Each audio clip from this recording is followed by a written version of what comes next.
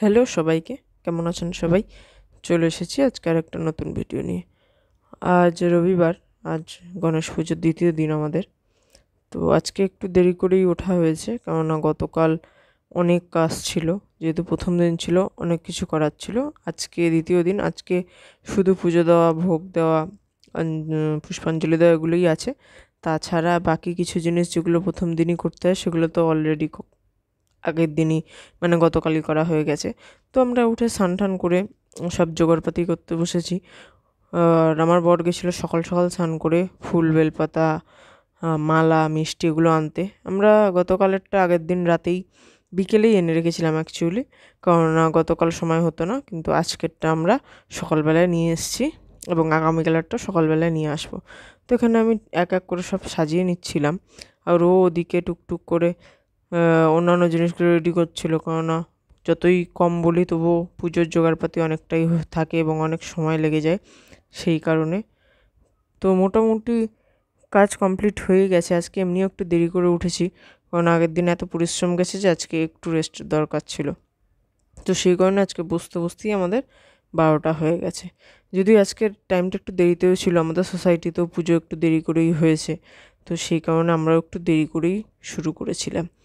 আর এখানে দেখতে পাচ্ছেন আমি আরতির থালা ঠিক করছিলাম, প্রদীপটায় ঘি ঢালছিলাম। অ্যাকচুয়ালি আরতির থালাতে আমরা ঘিয়ের প্রদীপই জ্বালিয়েছিলাম। এই ঘিটা খুব ভালো, আমরা কোনোদিন আগে ইউজ করিনি ঘরে। তো আমরা গোবর্ধন ঘি ইউজ করি। তো এটা স্টার সুপার মার্কেটের ঘি, স্টারেরই নিজস্ব প্রোডাক্ট, যেটা রতন টাটার, তো সেটারই প্রোডাক্ট। তো এবার এনে দেখলাম যে এটা খুব ভালো। আমরা জেনারেলি গোবর্ধনের ঘি ইউজ করি, ওর সব কিছু এখানে পাওয়া যায়, দুধ, দই, পনির, ঘি সব কিছু। আমরা পনিরটার ঘিটাই ইউজ করি। আগে দুধটা খেতাম, কিন্তু পরে জেনেছিলাম ওটা বোধহয় মোষের দুধ, তো আমাদের একটু প্রবলেমও হতো। তারপর থেকে এখন আমরা আমুলের দুধ খাই। তো যাই হোক, এই ঠাকুরের আরতির থালা সাজানো কমপ্লিট তো মোটামুটি। আর এদিকে টুকটাক যেগুলো গোছগাছ ছিল বাকি করে নিচ্ছিলাম, কারণ এগুলো আরতির থালাটা কন্টিনিউয়াসলি জ্বালানোই থাকে। আমাদের যেহেতু অখণ্ড প্রদীপ নেই, সেহেতু আমরা এই দুটো প্রদীপই সবসময় জ্বালিয়ে রাখছি গতকাল থেকে, মানে কন্টিনিউয়াসলি জ্বলছে। আর ঘিটা এত ভালো, সত্যি একবার দিলে সারা দিন সারা রাত জ্বলে। কালকেও তাই জ্বলেছে, আজকেও আশা করি জ্বলবে। তার এখানে আমরা পঞ্চমৃত তৈরি করছিলাম ভগবানকে স্নান করানোর জন্য। প্রথম দিন একদম ভালো করে স্নান করানো হয়েছে ছোটো ঠাকুরটাকে।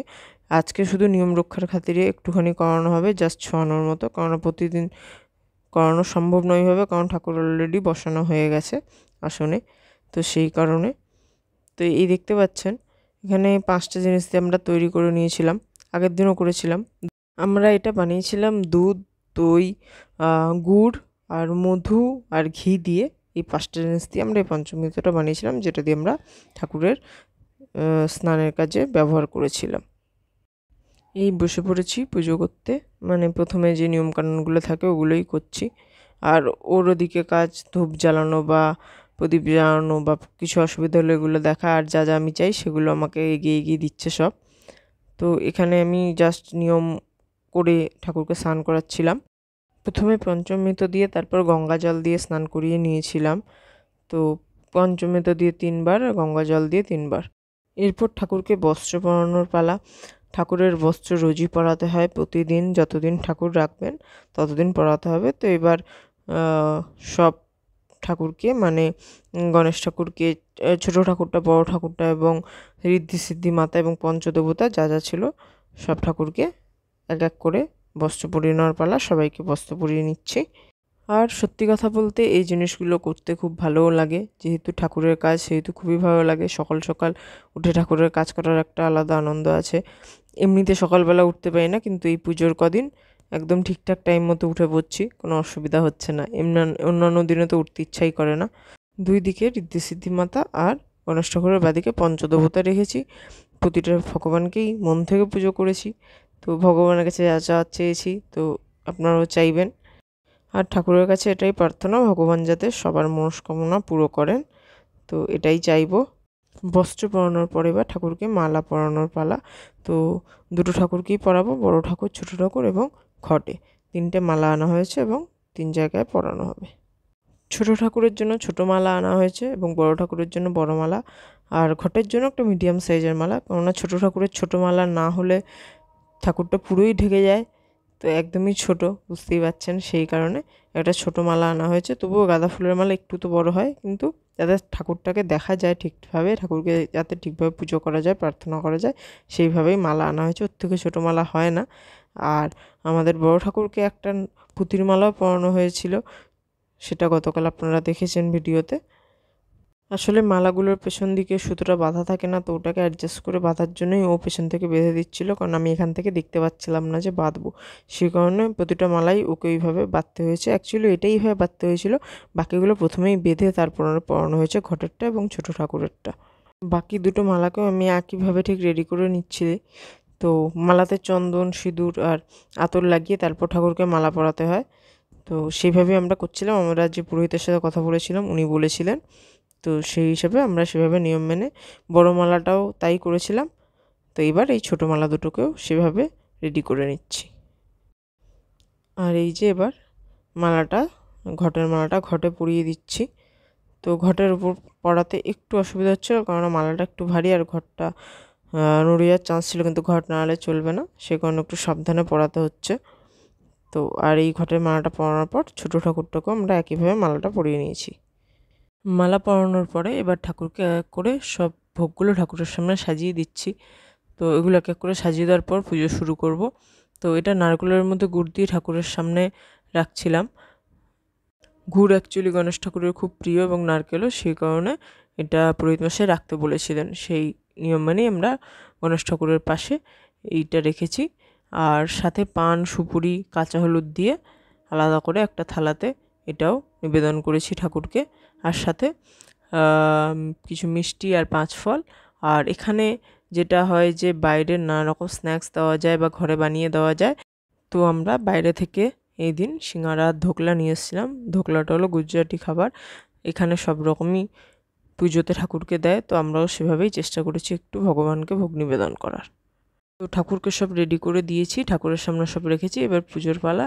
তো পুজো শুরু করে দিয়েছিলাম। পুজোর নিয়ম খুবই সামান্য, যেটুকু জেনেছি, যেটুকু ঘরোয়াভাবে নিজেরা করতে পেরেছি সেটুকু গতকাল করেছি এবং আজকেও সেভাবেই সেটুকু করছি। আর ওদিকেও ধূপ জ্বালাচ্ছে, কারণ ধূপ শেষ হয়ে যাচ্ছিলো, জ্বালাতে হচ্ছিলো। আর একটা বড় ধূপ কন্টিনিউয়াসলি জ্বালিয়ে রেখেছিলাম, তো সেই ধূপটা মোটামুটি 3-4 ঘন্টা দিচ্ছিলাম, আমি আগের দিনও বলেছি।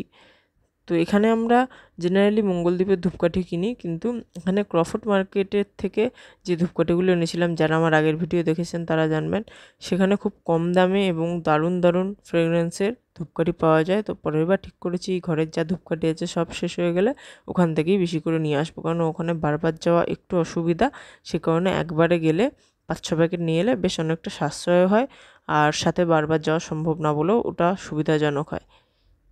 ঠাকুরের সামনে ভোগ রেখেছিলাম সাজিয়ে, এবার ঠাকুরকে নিবেদন করার পালা। শুধু তো সাজিয়ে রাখলে হবে না, ঠাকুরকে নিবেদন করতে হবে, তবেই ঠাকুর ভোগ নেবেন। তো সেই কারণে বাকি যা যা নিয়ম সেগুলো করে নিচ্ছি। আমাদের পুজো মোটামুটি শেষের দিকে, আর কিছুটাই বাকি আছে, এবং পুজো শেষ হলে তারপর অঞ্জলি দেওয়ার পালা। অঞ্জলি দিতেও বেশিক্ষণ লাগে না, তো বেশ কিছু মন্ত্র আছে যেগুলো পাঠ করার পর অঞ্জলি মন্ত্র পাঠ করেছি। আমার জীবনে এটা প্রথম এক্সপিরিয়েন্স নিজে নিজে পুজো করা, তো বেশ একটা আলাদা অনুভূতি, খুব ভালো লাগছিলো। আর একটু কনফিউজডও ছিলাম, ভিডিওতে তো সবটা দেখানো সম্ভব না, কিন্তু অনেক টাইম লেগেছে দেখে দেখে বুঝে বুঝে করতে প্রতিদিনই। প্রথম দিনটা গতকালটা একটু অসুবিধা হয়েছিল, আজকে থেকে একটু সুবিধা হচ্ছে, কারণ কিছু কিছু জিনিস বুঝে গেছি যেগুলো বারবার দেখতে হচ্ছে না, সেই কারণে। তো এবার অঞ্জলি দেবো, মোটামুটি পুজো কমপ্লিট, এবার অঞ্জলি দেওয়ার পালা।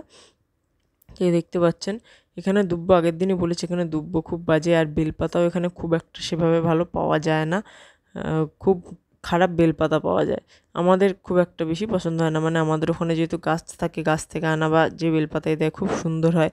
একটা পুজো করার জন্য একটা ফ্রেশ জিনিস হলে ফুল, বেলপাতা, দুব্বো একটা আলাদা অনুভূতি থাকে, কিন্তু এখানে সেগুলো অতটা ফ্রেশ পাইনি। জানি না, হয়তো ওরা প্রফিটের জন্য পুরনো জিনিস রেখেই বিক্রি করছিল, কিন্তু আমাদের কিছু করার নেই, যা পাবো তাই আমাদের কিনতে হবে। সব সময় এরকম হয় না, কিন্তু এবার দেখলাম একটু পুরনো মনে হচ্ছিল দেখে যে বাসি, কিন্তু আমাদের কিছু করার নেই, যা পেয়েছি তাই কিনেছি। এই আমাদের অঞ্জলি দেওয়া কমপ্লিট, এবং এরপর আমরা প্রণাম মন্ত্র পাঠ করছি।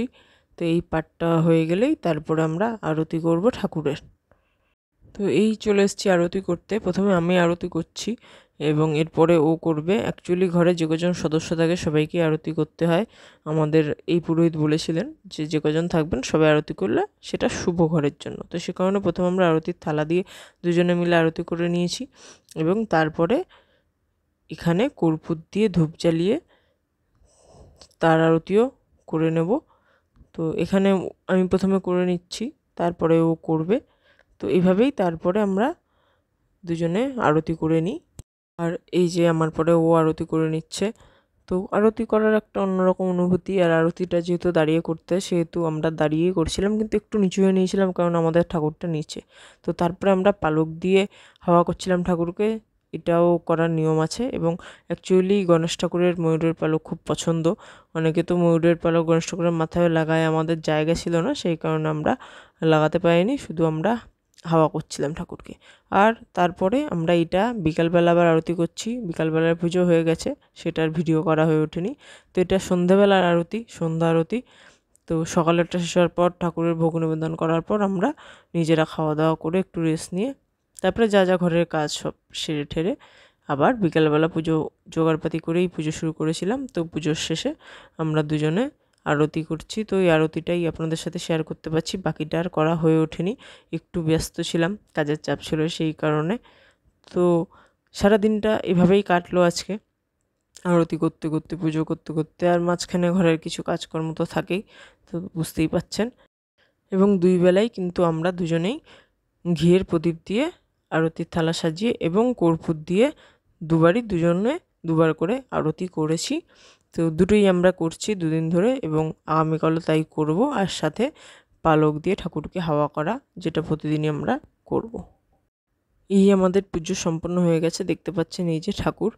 তো ঠাকুরের দর্শন করে নিন, ঠাকুরের থেকে আশীর্বাদ নিন এবং এই যে ঠাকুরকে যা ভোগ দিয়েছিলাম ঠাকুরের ভোগ দর্শন করুন। ভোগ দর্শন করলে অনেক ভালো হয়, কথায় আছে ভোগ দর্শনে দুর্ভোগ কাটে। তো এই যে আমাদের পুজো, এই যে আমাদের ঠাকুর।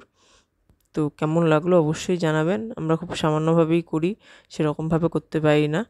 তো আমরা ঘরোয়া নিয়মে ঘরের মতো করেই আমাদের পুজো করার চেষ্টা করেছি এবং আপনাদের যদি ভালো লাগে অবশ্যই জানাবেন। তো বন্ধুরা, আজকের মতো ভিডিও এখানেই শেষ করছি। দেখা হবে আবার পরের ভিডিওতে। আমাদের আজকের ভিডিও কেমন লাগলো জানাবেন আর আরও নতুন নতুন ভিডিও পেতে আমাদের চ্যানেলটাকে সাবস্ক্রাইব করে দেবেন। Thank you so much.